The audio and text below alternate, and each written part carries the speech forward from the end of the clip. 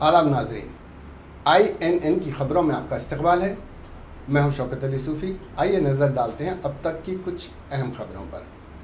Parliament में हुकूमत को पेगासस मामले पर घेरने के लिए राहुल गांधी ने मंगल की सुबह हज़ब इख्तिलाफ के लीडरान को नाश्ते पर मदऊ किया। इसमें 14 जमातों के लीडरान शरीक हुए, जबकि इजलास के बाद राहुल गांधी ने दिल्ली की सड़कों पर साइकिल मार्च निकालकर हुकूमत के खिलाफ सदाए एहतजाज बुलंद किया। राहुल गांधी की तरफ से दिल्ली के कॉन्स्टिट्यूशन क्लब में मुनक्किद की गई ब्रेकफास्ट मीटिंग के दौरान तमाम हज़ब इख्तिलाफ की जमातों ने एकजहती का इजहार किया और कहा कि ये लड़ाई जमहूरियत की बका की है और हम मुत्तहद होकर लड़ेंगे। दरी असना राहुल गांधी ने कहा कि सभी को मुत्तहद होना होगा और बीजेपी के खिलाफ आवाज़ बुलंद करनी होगी। राहुल गांधी ने कहा कि मेरे ख्याल में सबसे अहम बात यह है कि हम तमाम क़ुव्वतों को एकजा करें। तमाम आवाज़ें अवाम की एकजा रहेंगी तो बीजेपी और RSS के लिए उन्हें दबाना मुश्किल हो जाएगा। क़ियादत के हज़ब इख्तिलाफ की तमाम जमातें पार्लियामेंट के मानसून इजलास में पेगासस मामले पर बहस कराना चाहती हैं, जबकि हुकूमत का कहना कि यह कोई ऐसा मसला नहीं है जिस पर बहस कराई जाए। ब्रेकफास्ट मीटिंग के बाद कांग्रेस के रुकने पार्लियामेंट राहुल गांधी ने पार्लियामेंट तक साइकिल मार्च निकाला। कांग्रेस के लीडर अधीर रंजन चौधरी, कार्ति चिदम्बरम, गौरव गोगोई समेत दीगर लीडरान ने इस मार्च में हिस्सा लिया। वहीं RJD की तरफ से इजलास में शिरकत करने वाले मनोज झा ने भी साइकिल मार्च में राहुल गांधी का साथ दिया। मनोज झा ने कहा कि मुश्तरका इजलास के दौरान कई अहम मौज़ूआत पर तबादले ख्याल किया गया। पूरी हज़ब इख्तिलाफ मुत्तहद और हुकूमत का मुहासिरा करने के लिए तैयार है।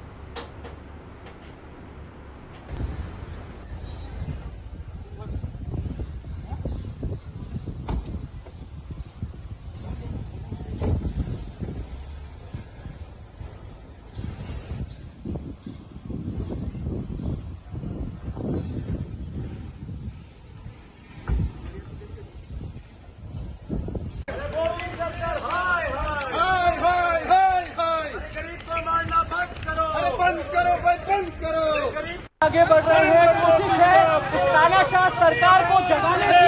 इसने आम आदमी के ऊपर लगातार बोझ डाला है। पेट्रोल के दाम 110 रुपए के पार है, डीजल के दाम 100 रुपए के पार है और LPG के दाम 834 रुपए के पार है।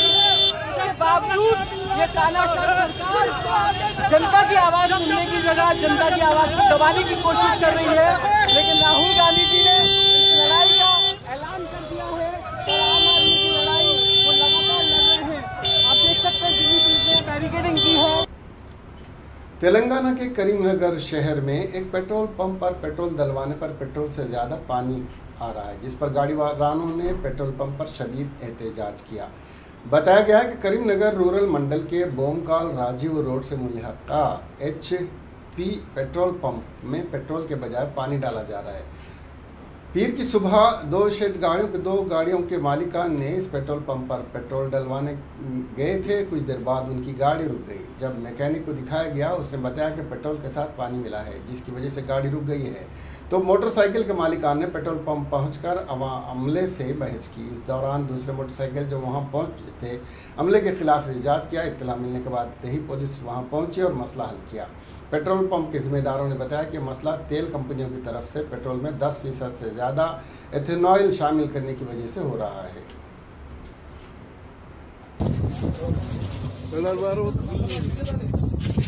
ఈ నీళ్ళ బకెట్ ఈ మావాడు 500 పెట్టుకుని ఆ నీళ్ళ బకెట్ పక్క పెట్టి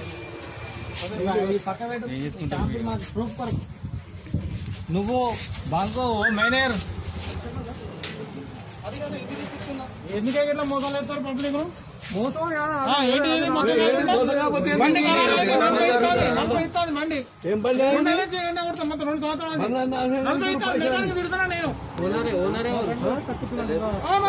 60 ఇచ్చా బండి దగ్గర తీసుకో బండి వేరే బంగ్లో వాటర్ ఇష్యూ అక్కడ వాటర్ ఇష్యూ తక్కువ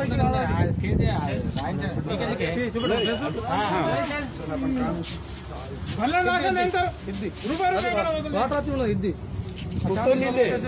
మెకానిక్ తిట్టాను తిడతాను నువ్వేం చెప్తాను వేస్తున్నారా మెకానిక్ తక్కువ పెట్రోల్ తక్కువ రాదు. అది ఇష్యూ వాటర్ ఇది వాటర్ కాదు, ఇది కవర్ పంప్ పెట్టుకోవాలి వాడుకో 110 రూపాయలు లీటర్ అది.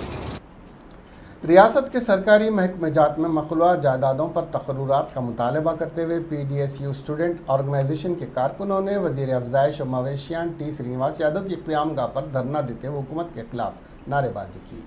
PDSU के कारकुनों ने अपने हाथों में बैनर थामे हुए अचानक एहतजाज का आगाज़ किया और रियासती वजीर T श्रीनिवास यादव का घेराव करने की नाकाम कोशिश की।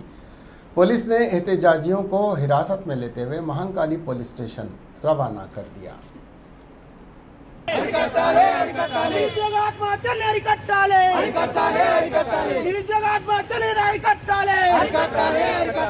నోటిఫికేషన్ ఇవ్వాలి, ఉద్యోగ నోటిఫికేషన్ ఇవ్వాలి, స్పందించాలి,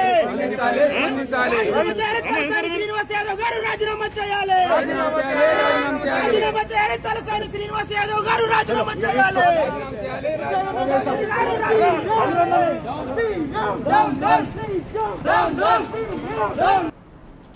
सदर तेलंगाना जना समिति प्रोफेसर कोदंडराम ने मीडिया से बात करते हुए मरकजी और रियासती हुकूमतों पर तनकीद करते हुए इस बात का इल्ज़ाम किया कि मरकजी और रियासती हुकूमतें सियासी कायदीन और सहाफ़ियों को धमका रहे हैं कि वो हुकूमत के ख़िलाफ़ बयानबाजी करेंगे तो उनके खिलाफ सख्त क़वानीन लागू करेंगे। कोदंडराम ने हुकूमतों के इस रवैये को गैर जमहूरी और गैर क़ानूनी करार दिया। విమర్శలు చేసేటువంటి ఒక రాజకీయ శక్తుల మీదనే ఉపయోగిస్తున్నారు। ప్రభుత్వానికి ఇబ్బంది కలిగించేటువంటి ప్రశ్నలు లేవనెత్తేటువంటి మేధావుల మీద జర్నలిస్టుల మీదనే ఉపయోగిస్తూ ఉన్నారు। ఒక రకంగా చెప్పాలంటే ఒక మాటలో చెప్పాలంటే నిరసన తెలియజేస్తున్నటువంటి మేధావుల మీదనో రాజకీయ శక్తుల మీదనో ఈ ప్రకరణలను వాడుతున్నారు। ఈ మధ్య కాలంలో సుప్రీంకోర్టు వీటి విచ్చలవిడి వినియోగాన్ని దుర్వినియోగాన్ని ప్రశ్నిస్తూ వస్తున్నారు। సుప్రీంకోర్టు ఏమంటుందంటే ఇవన్నీ కూడా బ్రిటిష్ కాలం నాటు వచ్చినటువంటివి, అప్పుడు ఉన్న వాతావరణంలో బ్రిటిష్ పాలకులు స్వాతంత్రోద్యమాన్ని అణచడానికి వాటిని తీసుకొచ్చారు। రాజద్రోహం లాంటి కేసులు గాంధీ మీదనో తిలక్ మీదనో నెహ్రూ లాంటి వాళ్ళ మీదనో పెట్టిండ్రు। అట్లాంటి చట్టాలను ఇవాళ స్వతంత్ర భారతదేశంలో ఉపయోగించటం, అట్లాంటి సెక్షన్లను స్వతంత్ర భారతదేశంలో ప్రజల మీద ప్రభుత్వాలు ఉపయోగించటం ఎట్లా సమర్థనీయం అనే మాట వాళ్ళు అంటున్నారు। ఇదే విషయం ప్రివెంటివ్ డిటెన్షన్ మీద। ప్రివెంటివ్ డిటెన్షన్ అంటే ఎవరైనా నేరం చేస్తారేమో అనే అనుమానం కలిగితే అరెస్ట్ చేయొచ్చు। దీంట్లో విపరీతమైనటువంటి వ్యక్తిగత ఒక నిర్ణయం, వ్యక్తిగత ఇష్టాలను బట్టి నిర్ణయం తీసుకునే అవకాశం ఉంటుంది। ఎవరు నేరం చేస్తారో ఎట్లా అనుమానం కలుగుతుంది। కాబట్టి ఏదైనా సందర్భం ఉంటే తప్ప దాన్ని ఉపయోగించడానికి వీల్లేదు। కానీ విచ్చలవిడిగా ఈ ప్రివెంటివ్ డిటెన్షన్ ఏదో చిన్న చిన్న వ్యాపారాల్లో మోసం చేసే వాళ్ళను, చిట్ ఫండ్లో మోసం చేసే వాళ్ళను కూడా ప్రివెంటివ్ డిటెన్షన్ కింద అరెస్ట్ చేస్తున్నారు। వేరే చట్టాలు ఉన్నాయి, వేరే ఆ చట్టాల కింద చర్యలు తీసుకోవచ్చు, కానీ ఈ చట్టాలని దుర్వినియోగం చేయటానికి, అధికారాన్ని చెలాయించడానికి వీటిని ఉపయోగిస్తున్నారు। ఎందుకంటే అరెస్ట్ చేస్తే బెయిల్ రాకుండా జైళ్ళల్లో ఉంచడానికి ఉపయోగపడుతుంది, ఒక రకంగా విచారణ లేకుండా శిక్ష వేయటానికి ఉపయోగపడేటువంటి ప్రకరణలు। కాబట్టి ఇట్లాంటి ప్రకరణలు భారతదేశంలో ఇప్పుడు ఉన్న ఈ ప్రజాస్వామిక వాతావరణంలో ఉండటానికి వీల్లేదు। అవి ప్రజాస్వామ్యానికి గొడ్డలి పెట్టు అని కోర్టు భావిస్తూ ఉన్నది। తప్పనిసరిగా ఇట్లాంటి ప్రకరణలను తొలగించాలని చెప్పి YSR तेलंगाना पार्टी की सरबराह YS शर्मिला हर मंगल के दिन बेरोज़गार नौजवानों को मुलाजिमत फराहम करने हुकूमत से मुतालबा करते हुए एक रोज़ा हड़ताल कर रही हैं। शर्मिला आज कोन्नारोपेटा जोन के गोल्लापल्ली गांव के रहने वाले महेंद्र यादव जो बेरोज़गारी से तंग आकर खुदकशी कर लिए थे, YS शर्मिला ने उनके अरकान ख़ानदान से मुलाकात करते हुए ताज़ियत पेश की। बाद अज़ां वो इस मुकाम पर एक रोज़ा हड़ताल का आगाज़ किया। उन्होंने कहा कि हुकूमत फौरी 1,90,000 मखलूआ जायदादों को पुर करे। उन्होंने नौजवानों से अपील की कि वो खुदकशी ना करें, वो आप लोगों के साथ हैं। हुकूमत पर दबाव डालकर मखलूआ जायदादों को पुर करवाया जाएगा, तब तक मेरी हर मंगल को एक रोज़ा हड़ताल जारी रहेगी, शर्मिला ने कहा।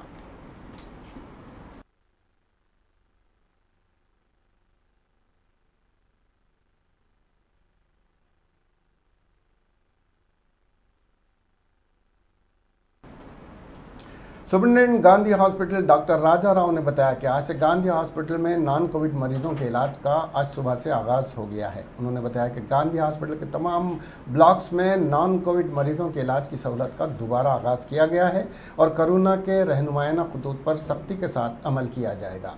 बगैर मास्क के इस्तेमाल के दवाखाने में दाखिल होने की इजाज़त नहीं रहेगी। उन्होंने बताया कि कोरोना के मरीज़ों के लिए अलहदा फर्स्ट फ्लोर और सेकंड फ्लोर पर 500 बेड्स मुख्तस किए गए हैं, जिसमें से 150 ऑक्सीजन बेड्स शामिल हैं। डॉक्टर राजाराव ने बताया कि गांधी हॉस्पिटल का 40% तिब्बी अमला कोरोना के मरीज़ों का और 60% नॉन कोविड मरीज़ों का इलाज करेगा।